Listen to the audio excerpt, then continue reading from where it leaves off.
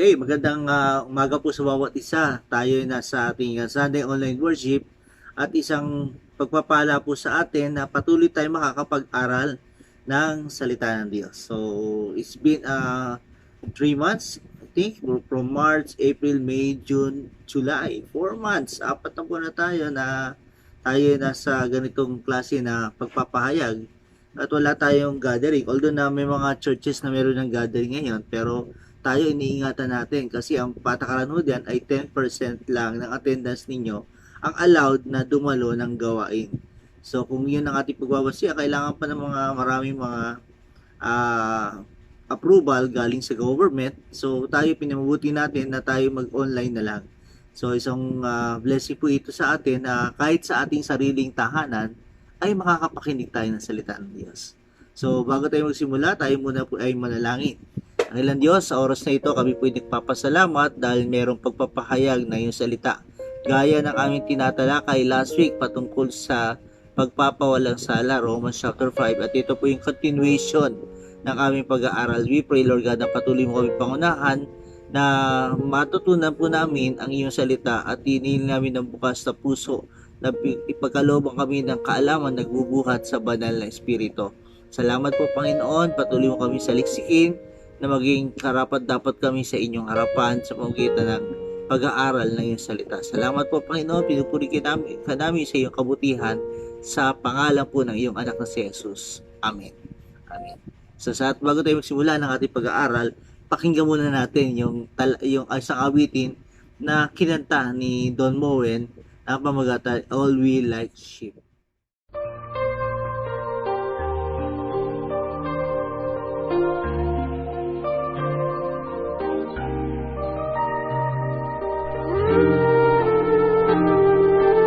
All we like sheep have gone astray, each of us turning our own separate way.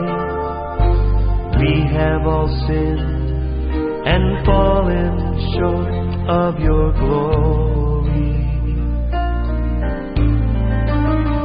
but your glory is what we desire to see, and in your presence is where we long to be. Oh Lord, show us your mercy and grace. Take us to your holy place, forgive our sin and heal our land.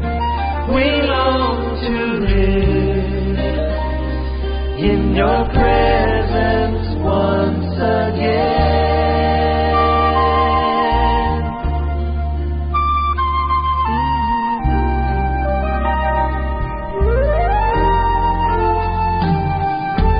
Taking our sickness, taking our pain, Jesus the sacrifice lamb has been slain.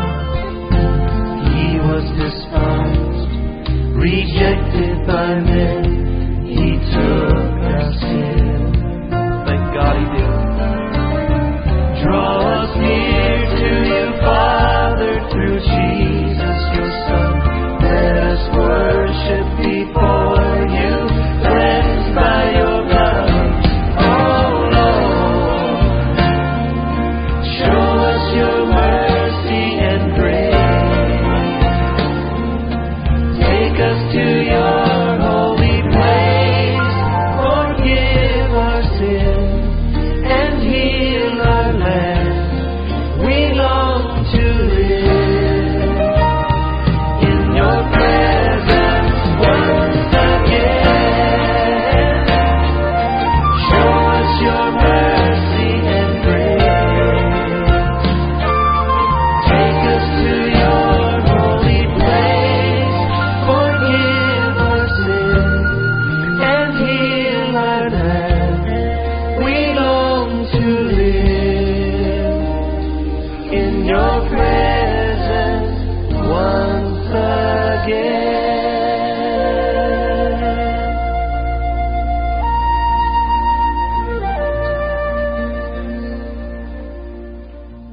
Salamat sa Diyos sa napakagandang awitin, yung All We Like Sheep na kinanta ni Don Moen. Tunay na ang Diyos ang siyang nag-iingat sa atin. Gaya tayo ng isang tupa na napaggala-gala, no?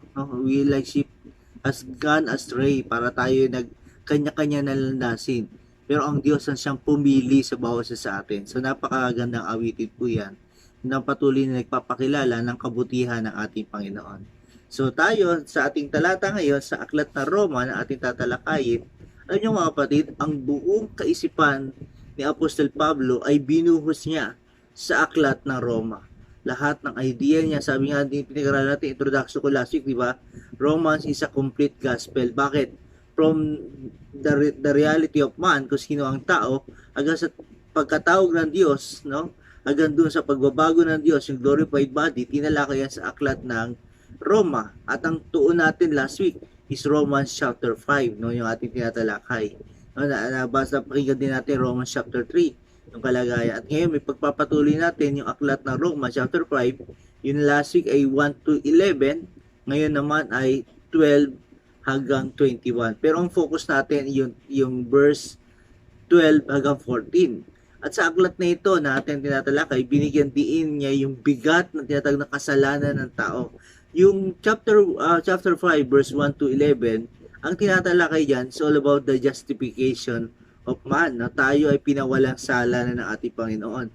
Ngayon yung 1 to 11 na yun, para lalong mabigyan ng diin, binagit niya yung verse 12 hanggang 21. Sa talatang yun, tinalakay niya yung tinatawag na yung tunay na kalagayan ng tao, yung bigat ng kasalanan ng tao. Ang lahat ng sangkatauhan, lahat ng tao ay guilty sa harap ng ating Diyos. Tayo ay guilty, tayo ay nagkakasala. Maging totoo tayo, hindi ba? May mga pagkakataon na meron kang desire o merong biglang sasagi sa isip mo na kapag ginawa mo ay tiyak na masisira ang iyong pamilya, trabaho, relasyon sa tao, maging ang iyong pamilya o ang relasyon mo sa Diyos. No? Pag meron kang may mga tendency na kahit anong bait ng tao, kahit ano sabihin natin, mabait ako, mabuti ako, pero there are tendencies sa iyong heart na makagawa ka ng kasalanan. At yung kasalanan na iniisip mo, binabalak mo, makikita mo na kahit ayaw mo, ay pag sinang-ayunan mo, ginawa mo yung iniisip mong kasalanan na yun. No? Tayo nagre-resulta ito ng tinatawag na pagkakamali o kasalanan. No? Ang tawag diyan ay original sin. No? This doctrine teaches us that man is sinner by nature. No? Yung original sin, sinasabi niya na ang tao, originally, tayo ay mga makasalanan. By nature. No? Hindi siya magiging sinner sa pamamagitan ng paggawa ng masama. Nagiging masama siya dahil siya ay makasalanan o may kalikasan ng kasalanan. Hindi yung ang tao, hindi yung nagiging masama siya dahil gumawa siya ng masama, hindi yon. Sa original sin, yung tinatawag na, ang tawag yan sa ibang salin ay total depravity. Total depravity. Na sinasabi diyon na ang tao ay originally merong tinatawag ng kalikasan ng kasalanan. No? Hindi, kasi iba pananaw, gumawa ka ng masama, kaya ka naging masama. Hindi yon. Kaya ka gumawa ng masama kasi masama ka na. No? Kaya yung tinuturo ni Pablo sa Roma at maging sa panahon natin na ang sangkatauhan ay lubos na makasalanan at walang matuwid, wala kahit isa. Binanggit niya sa Romans chapter 3, verse 10 to 12. Basahin po natin. Romans chapter 3, verse 10 to 12. Ayon sa nasusulat, walang matuwid, wala kahit isa. Walang nakakaunawa, walang naghahanap sa Diyos. Ang lahat ay lumihis ng landas at nagpakasama. Walang gumagawa ng mabuti, wala kahit isa. Gusto ko liwanagin ito, no? Hindi ganito ang paglikha noon sa atin ng Diyos. Gusto kong bigyan din ito. Itong talatang ating tinatalakay, hindi yan yung original na pagkahalikha ng Diyos. Nilikha tayong tinatawag na kawangis ng Diyos. Genesis chapter 1 verse 26. Ang pagkakadesenyo, pagkakalikha ng Diyos sa atin ay kanyang kawangis at kanyang kalarawan. Ganon nilikha ng Diyos ng tao. Pero man was holy, man was righteous, and man was the close friend of God. At ang tao ay dinala niya dinala ng Diyos sa isang perpektong paraiso na kung saan mararanasan niya yung tinatawag na kayamanan ng Diyos. Kaya ang tanong natin, ano nangyari sa sangkatauhan? Ano nangyari sa atin? Bakit nagkaganon? Kung ganon ang pagkakalikha sa atin ng Diyos, bakit tinatawag na walang matuwid, wala kahit isa? Bakit nagkasala ang tao? So, ano ang ating tanong? Tanong diyan, ano nangyari sa sangkatauhan? No, bakit nasira yung magandang plano ng Diyos? Kaya ang title natin sa araw na ito, ang kasalanan ng sangkatauhan. Ang kasalanan ng sangkatauhan base sa Romans chapter 5 verse 12 to 14. Basahin po natin. Ang kasalanan ay pumasok sa sanlibutan sa pamamagitan ng isang tao, at ang kamatayan ay pumasok sa pamamagitan ng kasalanan. Dahil dito, lumaganap ang kamatayan sa lahat ng tao, sapagkat ang lahat ay nagkasala. Nasa sanlibutan na ang kasalanan bago ibigay ang kautusan. Ngunit, kung walang kautusan, ang kasalanan ay hindi itinuturing na kasalanan. Gayunman, naghari pa rin ang kamatayan mula kay Adan hanggang kay Moises, pati sa mga taong hindi nagkasala tulad ng pagsuway ni Adan sa utos ng Diyos. Si Adan ay anyo ng isang darating. Pero ang apat na bahagi yung ating tatalakayin. At number 1 na bahagi diyan, ang ugat ng kasalanan. So, makikita sa verse 12, yung unang bahagi, yung A, no? Ang ugat ng kasalanan. Yung sa talatang yan, nakasulat, ang kasalanan ay pumasok sa sanlibutan sa pamamagitan ng isang tao. Ang kasalanan ay pumasok o meron tinatawag na pinagmulan ang kasalanan. Sin has its origin in the heart, no? In the heart of Lucifer. Yung original na kasalanan, nagsimula yan sa puso ng isang anghel na ang pangalan ay Lucifer, no? Sabi sa Isaiah chapter 14 verse 12 to 15, O maningning na bituin sa umaga, anak ng bukang liwayway, bumagsak ka rin sa lupa at nahulog mula sa langit. Ikaw ay nagpasuko sa mga bansa. Tingnan mo yung talata, maningning na bituin sa umaga. No, tapos anak ng bukang liwayway. Yan ang kalagayan ni Lucifer. Pero sabi diyan, bumagsak rin sa lupa at nahulog mula sa langit, ikaw na nagpasuko sa mga bansa. Verse 13, hindi ba't sinabi mo sa iyong sarili, aakit ako sa langit at sa ibabaw ng mga bituin ng Diyos. Ilalagay ko ang aking trono, uupo ako sa ibabaw ng bundok, na tagpuan ng mga Diyos sa malayong hilaga. Aakit ako sa ibabaw ng mga ulap, papantayan ko ang kataas-taasan. Ngunit ano nangyari at nahulog ka sa daigdig ng mga patay, sa kalaliman ng walang hanggan. Si Lucifer ay hindi pa nakontento. Yung meaning nga pala ng Lucifer ay anointed cherub that covereth, yun yung sabihin niya, no? Sa aklat ng Ezekiel, nagkasala si Lucifer sa Diyos, ngunit ang kanyang kasalanan ay hindi naka-apekto sa tao. Yung kasalanan ni Lucifer hindi yun naka-apekto sa tao. Nagkasala ang tao o si Adan o si Eva dahil pinili nilang magkasala, no? Pinili nilang magkasala. Sin entered the human family by the action of the first man, Adam. Dahil pinili niya, nagkasala. Actually, kung babasahin mo yung chapter 3, makikita mo dun kung paano tinukso ni Satanas ang unang tao, yung babae, no? Siya'y sumang-ayon, siya'y sumunod, siya'y nakipagkaroon ng conversation do sa kay Satanas, kaya siya'y nagkasala. Dahil pinili nila na sila'y magkasala. Nilikha si Adan na kawangis ng Diyos. Yung binabanggit natin kanina, inilagay siya ng Diyos sa isang perpektong lugar na may perpektong companion na pangalan Eva. Tingnan nyo, it is a perfect image, a perfect place, perfect companion. Di ba okay na yun? Di ba ayos na yun? Ngunit sa kabila nito, may isang ipinagbawal. Bawal kainin ang bunga ng isang puno sa garden ng Eden. No? Sabi sa Genesis chapter 2 verse 15 to 17, inilagay ng Panginoong Yahweh ang tao sa halamanan ng Eden upang ito'y pagyamanin at pangalagaan. Sinabi niya sa tao, makakain mo ang alinmang bungang kahoy sa halamanan, maliban sa bunga ng punong kahoy na nagbibigay ng kaalaman patungkol sa mabuti at masama. Huwag na huwag mong kakainin ang bungang iyon, sapagkat sa araw na kainin mo iyon, mamamatay ka. At ang penalty ng pagsuway, ano yun? Death. Isa lang ang penalty ng isang pagsuway, yung death, no? Anyari sa katauhan. Ano nangyari? Sinabi ng Bible, Adam broke the one law that God had given. Sinira ni Adan yung kaisa-isang batas na binigay sa kanila ng Diyos. At that moment, Adam sinned. Yung theological term niyan ay the fall of man. Ang tao ay bumagsak, no? Ang nakakalungkot sa kasalanan ni Adan, ang buong humanity ay naapektuhan. Yan ang sinasabi ni Pablo sa mga taga-Roma at sa ating lahat sa araw na ito.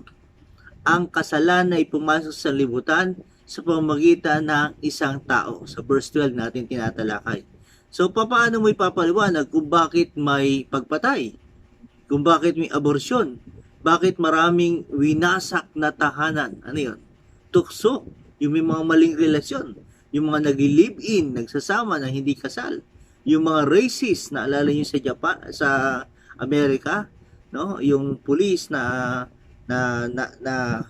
halos napatay yata o nagkaroon na sugat yung negro, yung dahil sa kanyang kulay, nagkaroon ng racist war, no? Yung mga homosexual, yung mga LGBTQ community, yung mga milyong-milyong kasamaan na binabalita araw-araw. Paano mo ipapaliwanag yung mga bagay na yan? Paano? Isa lang ang salita dyan, ang kasalanan ay pumasok sa sanlibutan sa pamamagitan ng isang tao. No?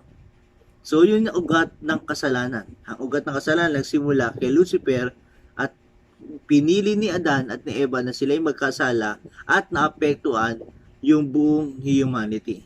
O yung pangalawang putos tayo. Sa pangalawang putos, ang realidad ng kasalanan. The reality of sin. Tignan natin yan sa verse 12, talata C, yung pangatlong bahagi. Sabi diyan, dahil dito lumaganap ang kamatayan sa lahat ng tao sapagkat ang lahat ay nagkasala. Okay, sige. Wag muna natin pag-usapan si Adan. Tabi na muna natin si Adan. Pag-usapan natin tayo. Tignan mo yung verse niyan. Sabi sa talatang yan, lahat na ay nagkasala sapagkat ang lahat ay nagkasala. Sa English, all have sinned. No, lahat ay nagkasala. Hindi sa ang lahat ng tao ay nagkakasala. Even though we are sinners. Hindi sinasabi sa talatang ito na ang tao ay nakakagawa ng kasalanan. Even though we do. No, alam natin yan. To properly understand this verse, you need to look at the tense of the word sin. Tignan mo yung paano ginamit yan. Notice that it is in the past tense. No? So, we all sin before we even got here. Ibig sabihin, tayo nagkasala na bago pa lang tayo ipanganak. Parang ganito. Ang sinasabi ni Pablo, when Adam sinned, we all died spiritually. Yun ang binabanggit yan ni Pablo. Nung nagkasala si Adan, lahat tayo namatay spiritually. Adam was a representative man. Ano man ang nangyayari sa kanya, nangyayari din sa atin. Ang kasalanan ay dumadaloy sa buong sangkatauhan. Pansinin mo yung bata, di ba tinuturuan mo silang magbihis, tinuturuan mo silang maligo, tinuturuan mo silang mag-ayos sa sarili, pero walang ituturo sa kanila kung paano gumawa ng kasalanan. Naalala ko may isang storya nga na yung isang pamilya, yung kanyang tatay, mahal na mahal niya ang kanyang anak, at nakita niya na buong lugar ay nagkakasala, yung kanyang mga kapitbahay, yung mga nakapaligid sa kanya, nakikita niya na puro makasalanan, talamak na yung kasalanan. Sabi ng tatay nito, dahil mahal na mahal ko itong anak kong ito, gusto ko maging maayos ang kanyang buhay. Gusto ko magkaroon siya ng hindi katulad nung nangyayari dito sa aming kapitbahay, sa aming paligid. Gusto ko maging mabuti ang aking anak. Kaya ang ginawa ng tatay nito, binitbit niya yung kanyang mga gamit, tumira sila sa bundok, sa pinakatuktok ng bundok, dinala niya yung kanyang kaisa-isang anak, yung baby pa lang that time. So nung dinala niya roon, doon sila nabuhay sa bundok. Nilayo niya ang sarili niya doon sa nangyayari sa syudad. Pagkalipas ng ilang panahon, no, yung batang ito unti-unting lumaki na. At nung nagkakaroon na ng edad, nagulat siya, biglang sabi niya, anak, ikaw ba ba't nasira itong ganito? Wala po akong alam dyan. Alam niya, dadalawa lang naman sila ron. So yung bata, kahit bata pa lang, natuto na itong magsinungaling. So nakita niya sa tao, ang tao ay mayroon tinatawag na kalikasan ng kasalanan. Nandun na yung kasalanan sa kanya. Kahit hindi mo siya ituro, ang tao, kusang ito'y nagkakaroon tinatawag ng kasalanan. Sa mga awit chapter 58 verse 3, awit 58 verse 3, basahin natin. Iyang masasama sa mulat mula pa, mula sa pagsilang ay sinungaling na. Ano? Sabi ng Biblia, yung masasama mulat mula pa, sa pagsilang pa lang sinungaling lang. Sabi na doon tinatawag na kasalanan. People do not become evil because they commit sin. Ang tao daw hindi nagiging masama dahil gumawa sila ng masama. People commit sin because they are evil by their very nature. Nagiging gumagawa sila ng masama dahil meron sila tinatawag na yung nature o kalikasan ng kasalanan, ng kasamaan sa bawat tao. Ang pagiging masama ng tao ay noon pa sa Garden of Eden nagsimula. Meron ng tatlong pagdana sa gumawa ng masama. The bottom line is that the human are evil to the core. Sabihin, ang tao sa pag-aaral, no, sa katotohanan na sinasabi ng Biblia, na sa loob-looban niya, totally masama na siya. Kaya nga binanggit ko kanina, yung tinatawag na total depravity of man. No? Ang tao walang kakayanan lumapit sa Panginoon. Wala tayong mabuting magagawa sa harapan ng Diyos. Lahat ng ating kabutihan, ito'y karumihan sa harapan ng Diyos. Wala tayong pwedeng i-compare. Kaya kami lumapit sa Panginoon, sabi niya, good teacher. Sabi niya, bakit mo tinatawag na mabuti? Isa lang mabuti, ang Diyos. No? At Diyos lang ang mabuti. So, there is no good in any of us. Walang mabuti sa atin. We are wicked beyond relief. That's the reality of sin. Yun ang nagagawa ng kasalanan ng tao. No? Kahit sabi natin, kahit sa panahon natin ngayon, no, mapapansin mo, kahit alam mo yung batas, alam mo tama, ito sinasabi, pero ibang tao, iba pa rin sinasabi niya. Iba pa rin sinasabi niya. At pinangangatiwaraan niya, yung mga kasinungalingan. Naalala ko, meron ako isang pelikulang napanood, si Jim Carrey, na pamagat ay Liar, Liar. Isa siyang abogado, pero ang trabaho niya magsinungaling. At yung totoong nangyayari, babalik na rin niya yun ng kasinungalingan. At naipapanalo niya yung kaso. No? Kahit alam natin na yung ano yung tama, kung ano yung tama, pero nagagawa pa rin nating gumawa ng kasalanan. Bakit? Walang mabuti sa atin. Tawag diyan, the total depravity of man. Yung tunay na kalagayan ng isang tao. Ang tao ay masama mula pa sa pinakaugat ng kanyang buhay. No? We are wicked beyond belief. No? Tayo napakasama na sa lahat ng ating mga gawain. Yan ang kalagayan ng tao. Kaya hindi tayo karapat dapat lumapit sa Diyos. Wala tayong kakayanan lumapit sa Kanya. Wala tayong kakayanan humarap sa Diyos sapagkat ang lahat ng tao ay napakarumi. Yan ang sinasabi. Kaya sa Romans chapter 5 verse 1 to 11, ang pagpapawalan sala ng Diyos. Bakit? Binagit niya sa 12. No? Maliwanag ito, binagit niya sa 12 yung kalagayan ng kasalanan ng tao. Yun ang reality ng sin. Ano yung ikatlong punto sa atin? Ang resulta ng kasalanan. Ang resulta ng kasalanan. Basahin natin yung verse 12, 13 hanggang 14. Yung 12 sa gitnang part. At ang kamatayan ay pumasok sa pamamagitan ng kasalanan. Nasa sanlibutan ng kasalanan bago pa ibigay ang kautusan. Ngunit kung walang kautusan, ang kasalanan ay hindi itinuturing na kasalanan. Gayunman, naghari pa rin ang kamatayang mula kay Adan hanggang kay Moses. The result of sin can be summed up with one word. Ano yun? Ano resulta ng kasalanan? Death. Isa lang yun. Pag nagkasala yung tao, automatic mamamatay. When men sin, they are doomed to die. Sabi sa Romans chapter 6 verse 23. No, nung ang tao ay nagkasala, talagang meron talagang kaparusahang kamatayan. Romans 6:23 binanggit yan, for all have sinned and fall short of the glory of God. For all have sinned, lahat ay nagkasala at hindi nakaabot, hindi nakatungtong, hindi nakapantay sa panuntunan ng Diyos, sa gloria ng Diyos. Bakit? Kahit sabihin natin 99.9% ka na mabuti, may 1% ka pang hindi, kailangan 100 kasalanan pa rin yun. Ang Diyos ay 100% holy. So, kailangan ng tao 100% holy. Hindi natin kaya yun. Kaya sabihin mo, 99.9 pa, may kasalanan ka pa rin. Kailangan perfect 100. No? At ang tao, hindi natin kaya. Kaya ang Diyos ang gumawa ng paraan. Sa Romans chapter 5, verse 1 to 11, binanggit yun. Ang ating Panginoong Yesus ang siyang naging kabayaran ng ating mga kasalanan. Bagamat tayo na nagkakasala, ang Diyos ang siyang nagpatawad sa atin, no? While we were yet sinners, Christ died for us. So Paul is trying to tell us in these verses is that death entered the world not because man broke the specific law and commandments of God, but death entered the world through sin. Kaya nagkaroon ng kamatayan sapagkat merong kasalanan. Merong kasalanan. Ang sinasabi ni Pablo ng kamatayan ay dumating sa mundo dahil sa kasalanan. At ang resulta ng sin ay kamatayan. James chapter 1, verse 14 to 15. But each one is tempted when he is carried away and enticed his own lust. And when the lust has conceived, it gives birth to sin. And when sin is all accomplished, it brings forth death. Tignan niyo yung talatang yan. Binabagit ni Apostol Santiago, no? Sa James chapter 1, sabi diyan, yung about says, but each of one is tempted when he carried away and enticed by his own lust. Yung kanyang pagdanasa. Dahil nagustuhan niya yung kanyang pagdanasa, ano ginagawa? Then when lust was conceived, nanganak.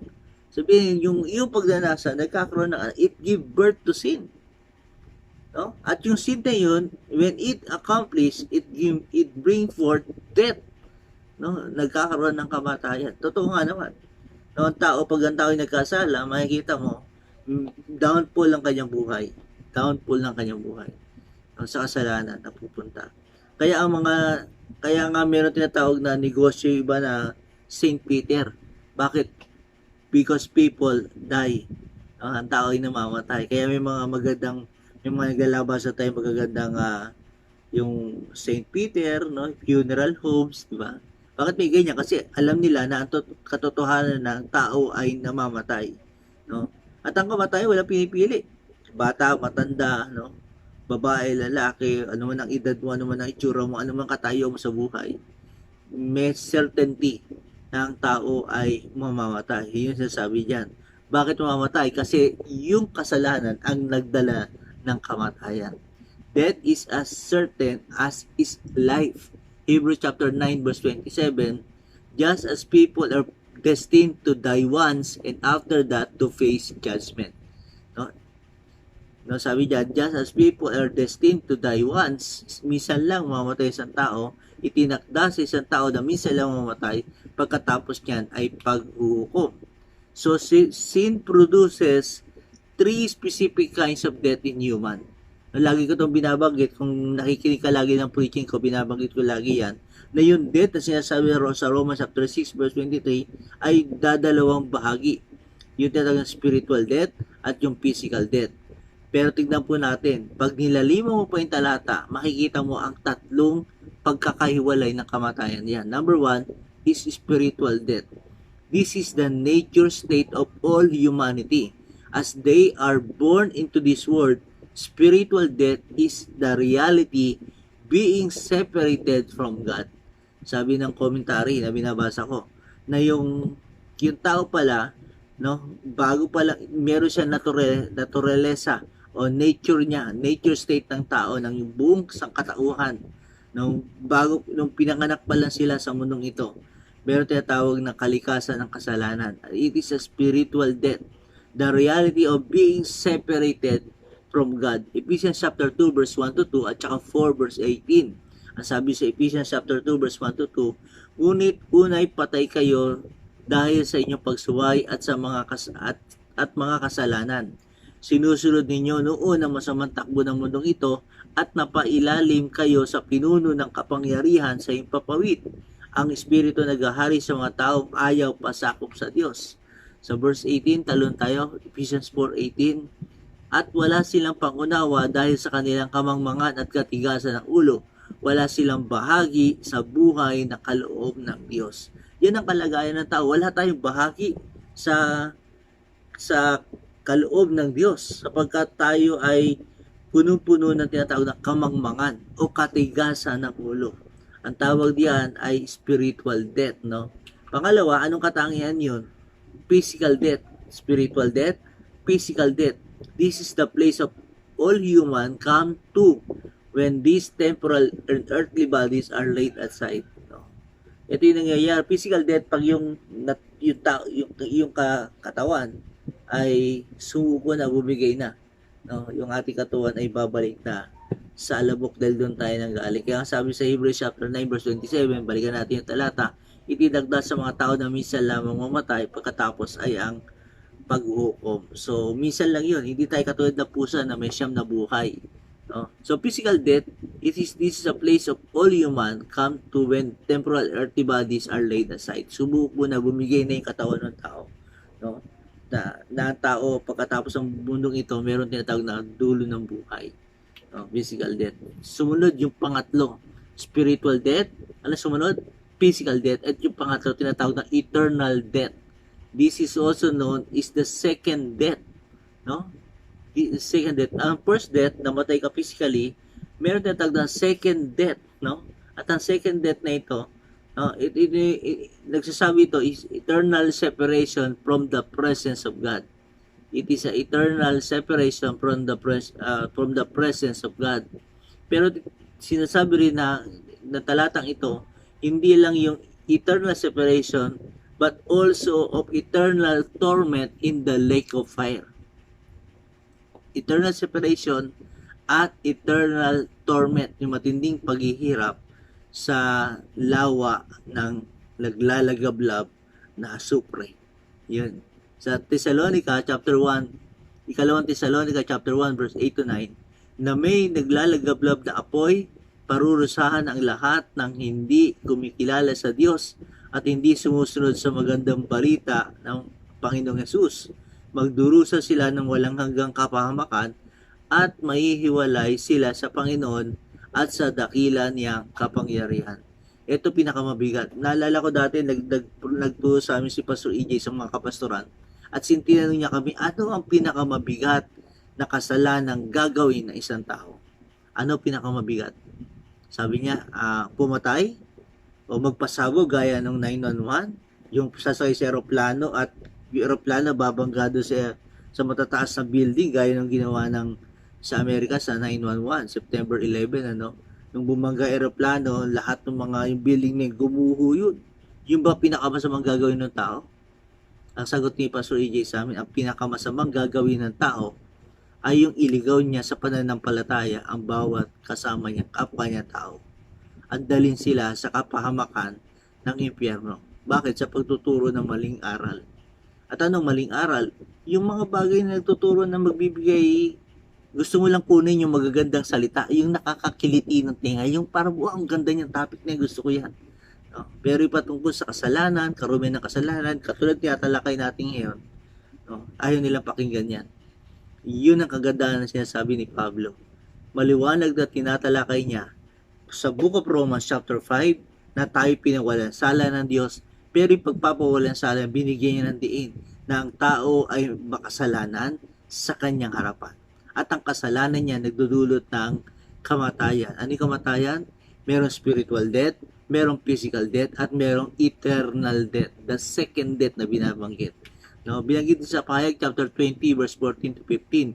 Pagkatapos ay tinapon din sa lawa ng apoy ang kamatayan, ang daigdig ng mga patay. Ang lawa ng apoy ang pangalawang kamatayan. Ang sino mang hindi nakasulat ang pangalan sa aklat ng buhay ay itinapon sa lawa ng apoy. So, meron tayong tawag ng second death at yun yung lawa ng apoy. It is the ultimate doom of every person who is not saved by the grace of God. No? Yun ang tunay na kahantungan. Alam mo kapatid, kung iisipin mo ang buhay mo, ang tao, hindi yan sa popularity, hindi yan sa mapera ka, hindi dahil sa may pinag-aralan ka. Pag-usapin sa eternal punishment ng Diyos, sa kalagayan ng tao, lahat tayo marumi sa kanyang harapan, lahat tayo hindi maganda sa kanyang harapan dahil tayo nagkakasala. Pero pag yung kasalanan na yon na natili sa iyo at ikaw inabutan ng kamatayan, kapatid, ang papatutunguhan mo ay yung dagat-dagatang apoy at eternal separation from God at eternal punishment sa, sabi nga yung word dyan, torment. Sabi ng torment, matinding paghihirap. No? Matinding paghihirap. No? Kaya, it is the ultimate doom of every person who is not saved by the grace of God. Kaya mayroong grasya ng Diyos. Dahil may grace ng God sa atin. Dahil mabuti ang Panginoon. Hanggang ngayon, hanggang sa panahon, hanggang sa ngayon nakikinig ka. Kapatid, makinig kang maigi sa sinasabi ng salita ng Diyos. Sapagkat ang salita ng Diyos ang nagpapalakas sa atin. Ang grace of God. Kung ikaw nakikinig sa oras na ito at nakikita mo sarili mo, siguro sabi mo, Pastor, hindi man ako nagkakasala, hindi man ako pumapatay, hindi ako gumagawa ng kasalanan. Alam mo, yung mga maliliit na bagay na kasalanan, hindi mo napapansin kasalanan. No? Yung pagdadabog, yung pagsasalita ng mga masakit na salita, yung mga hindi pagdalo sa gawain, o hindi ka nagbabasa ng Biblia, hindi ka nananalangin. No? Kristyano naman ako, Kristyano ka, pero hindi ka Kristyano, compromiser ka. No? Yung mga pinagbabawal na gawain ng isang Kristyano, ginagawa mo. Yung pinagbabawal, yung hindi mo dapat gawin, ginagawa mo. Alam mo na mali yung ginagawa mo, pero patuloy mo itong ginagawa. No? At sasabihin mo sa sarili mo, ikaw ay Kristyano. Kapatid, hindi ganon. Hindi ganon. Mag-repent ka ngayon. Repent. Lumapit ka sa Panginoon. Humingi ka ng tawad sa Diyos. At ang Diyos ay nagpapatawad. Hanggang sa panahon natin ngayon, merong grasya ang Diyos na binibigay at inaalok sa atin. Tanggapin natin yung habag at biyaya ng Diyos sa atin. Tanggapin natin siya. So, kanina tinalakay natin yung ugat ng kasalanan, yung reality ng kasalanan, at yung resulta ng kasalanan. Ngayon, ano ang solusyon sa kasalanan? Binanggit yan sa Romans chapter 5, verse 1 to 11. Merong binanggit yan, ang Panginoong Yesus, ang solusyon sa kasalanan. Ang kamatayan ng ating Panginoong Yesus ang siyang solusyon sa ating kasalanan. Sa verse 14, pinaka-last part, letter B, sabi diyan, si Adan ay anyo ng isang darating. The first Adam gave humanity a gift. Nagbigay na regalo yung unang Adan. At ano yung regalo niya? The gift of sin.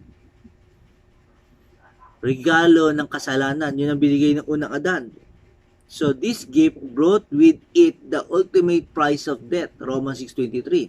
The second Adam, si Jesus Christ, also gave us a gift. No, at ito yung makikita natin sa Romans chapter 5, verse 15 to 17.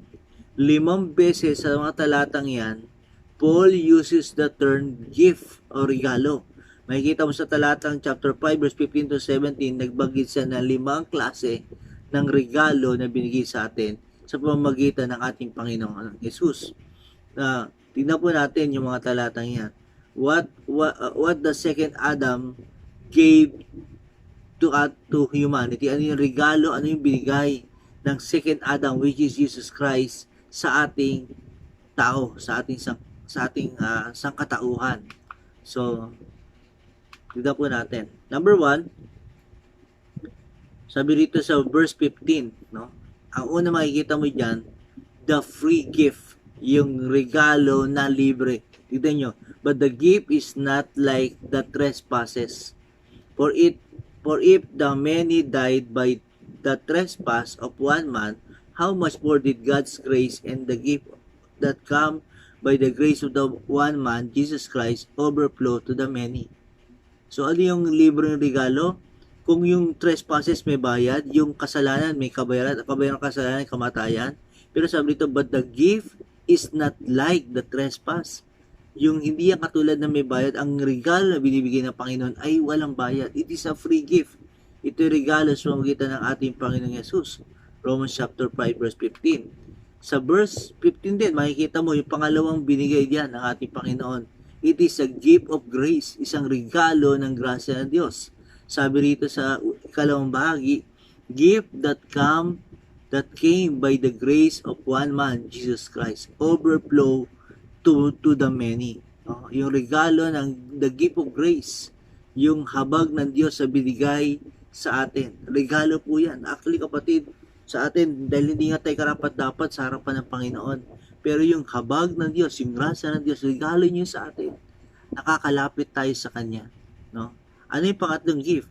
The gift of justification. No, nor can the gift of God be compared with the result of one man's sin. The judgment followed one sin and brought condemnation. Yung judgment sa isang kasalanan, ang sumunod dyan, condemnation. But, sabi rito sa talata, but the gift followed many trespasses and brought justification. So, the gift of justification binigay sa atin ng Panginoon, nagregalo ng pagpapawalang sala. No, hindi ka tinuri, hindi ka tinignan ng Diyos na makasalanan. Ang tingin sa atin ng Panginoon ay pinatawad at kinahabagan niya. Tayo'y pinatawad at kinahabagan ng Diyos. Hindi niya tinignan, hindi na tayo kinondem. Sapagkat dahil sa ginawa ng ating Panginoon Jesus, ang bawat sa atin ay nagkaroon ng kapatawaran sa kanyang mga kasalanan. Regalo ito ng Diyos. Regalo na libre, regalo ng grasya ng Diyos, regalo ng pagpapawalang sala ng Diyos. Ang ikaapat, ang regalo ng katwiran, the gift of righteousness. Sabi rito sa verse 17, sabi rito, the gift of righteousness reign in life through one man, Jesus Christ. No? Ang regalo daw, the gift of righteousness ay naghahari sa magitan ng isang tao, ang ating Panginoong Hesus Kristo. So, binigyan tayo ng katwiran ng Diyos. Hindi tayo matuwid sa kanyang harapan, pero ang Diyos, dahil sa ginawa ng ating Panginoon, ginawa tayong matuwid sa kanyang harapan. Kaya meron tayong righteousness of God na nasa atin. No? Yan yung ika-apat na regalo. At ikalima, the gift of eternal life. No? Sa Romans chapter 6 verse 23, for the wages of sin is death, but the gift of God is eternal life. Regalo ng Diyos ay buhay na walang hanggan sa pamamagitan ng Panginoong Yesus na ating Panginoon. The gift of God is eternal life in Christ Jesus our Lord. Ang ating Diyos, ang ating Panginoon. Yan yung mga regalo na ipinagkaloob sa atin ng ating buhay na Diyos. Kaya kapatid, sa ating mga talatang tinatalakay, ano ngayon ang epekto nito sa atin? Isa lang epekto niyan. Ang Diyos ang siyang nag-iingat, ang Diyos ang siyang nagmamahal sa atin. Napakabuti ng ating Panginoon sapagkat ang Diyos ang nagpapawalang sala. Hindi tayo karapat-dapat sa Diyos. Hindi tayo ayon sa ating Panginoon. Lahat tayo hindi pwede lumapit sa Kanya. Lahat tayo ay marumi sa Kanyang harapan. Kahit nga yung kabutihan mo kahit nga yung galing mo sabi mo, Lord, mabait ako, Lord, maayos ako. Hindi, sa kanyang harapan tayo isang makasalanan. At ang tanging kabayaran ng kasalanan ay ang kamatayan ng ating Panginoon. Sa pamamagitan ng kamatayan ni Kristo, ang bawat sa atin ay nakakalapit na sa Kanya. Ang Diyos ang siyang pumili sa atin. Ang Diyos ang siyang humipo sa atin. Tayo pinili, kinahabagan ng Diyos. Dahil sa ginawa ng ating Panginoon, malaya tayo makakalapit sa Kanya. Ganon kabuti ang ating Panginoong Yesus. Ganon kabuti ang Diyos. No? Kaya nga, sa Romans chapter 5, sinabi yun na ang bawat sa atin ay pinawalang sala ng ating Panginoon. Pinawalang sala means karapat dapat ka maparusahan, pero dahil kay Yesu Kristo, binayaran niya ang ating mga kasalanan. Ganong kabuti ang Panginoon. Kapatid, kung ikaw sa oras nito nakikinig, balik ka sa Diyos. Bumalik ka sa Kanya. Ano man ang bigat ng iyong kasalanan, ano man ginagawa mo. Ano man ang kasalanan ginagawa mo, alam ng Diyos yan. Balik ka sa Kanya. Balik ulit. Lumapit ka sa Kanya. Lumakad ka ng matuwid sa Kanyang harapan. Sabi ng iba, Pastor, malapit na dumating ang ating Panginoon dahil sa nangyayari sa ating daigdig. Well, kung darating ang Panginoon, salamat dahil makakasama natin siya. Ngayon, kung meron kang bigat sa iyong puso, kung ikaw ay nakakasala pa, No? Balik ka sa Kanya, lumapit ka muli sa Kanya. Humingi ka ng tawad sa Kanya, magpalinis ka sa Panginoon, at lumakad ka ng muli may katapatan sa Kanya. Tayo manalangin. Dakilang Diyos, sa oras na ito, kami po'y lumalapit sa iyo, sa iyong kabutihan. Dalangin namin ang iyong gabay, ang iyong pangunguna sa amin. Patawarin niyo kami sa aming mga pagsalansang, aming mga kasalanan na nagagawa. Hindi po kami karapat dapat sa iyo, Panginoon. Patawarin niyo kami at linisin. Ikaw po patuloy na manguna sa aming buhay. Dakilang Diyos, kayo po ang siyang dahilan, kayo po ang regalo, kayo po ang nagbibigay ng kahabagan sa amin. Patuloy mo kaming pagpalain, patuloy mo kaming patawarin. Akayin mo kami sa mabuting landasin. At ikaw po patuloy na maging Panginoon ng aming buhay. Linisin niyo po kami, Panginoon. Kahabagan niyo po kami. Sa lahat na kami managagawang mali, ikaw po ang patuloy na manguna at maglinis sa amin. Salamat po, dakilang Diyos, sa iyong ginagawa, sa iyong gagawin. Maraming salamat po, Ama, sa iyong kabutihan, sa iyong pagmamahal. Maraming salamat po. Sa pangalan po ng iyong anak na si Jesus. Amen and amen. Amen. Napakabuti ho ng ating Panginoon.